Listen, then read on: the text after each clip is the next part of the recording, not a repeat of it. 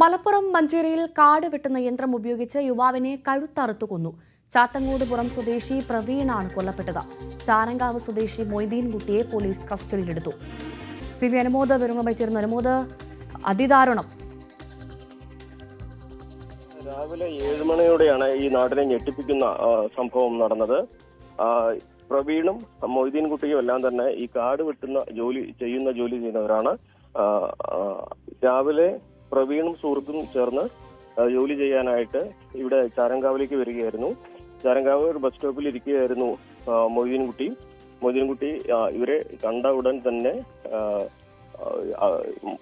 President കൈവശം ഉണ്ടായിരുന്ന കാട് വെട്ടുന്ന യന്ത്രം ഓൺ ചെയ്ത് കഴുത്തിലേക്ക് അമർത്തുകയായിരുന്നു എന്നാണ് പറയുന്നത്. എന്താണ് ഇതിലേക്ക് നയിച്ചത് എന്ന കാര്യം വ്യക്തമായിട്ടില്ല. മൊയ്തീൻ കുട്ടി ലഹരിക്ക് അടിമയാണ് എന്ന തരത്തിലാണ് ആദ്യഘട്ടത്തിൽ വരുന്ന വിവരങ്ങൾ.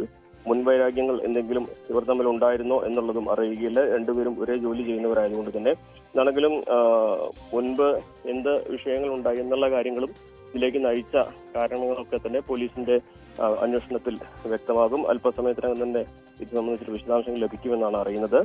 മൊയ്തീൻ കുട്ടിയെ പോലീസ് കസ്റ്റഡിയിലെടുത്തിട്ടുണ്ട്. മഞ്ചേരി പോലീസ് സ്റ്റേഷനിലേക്ക് എത്തിച്ചിട്ടുണ്ട്. പ്രവീണിന്റെ മൃതദേഹം ഈ ചാരങ്കാവ് ഈ സംഭവ സ്ഥലത്ത് തന്നെയാണ് ഇപ്പോഴുള്ളത്.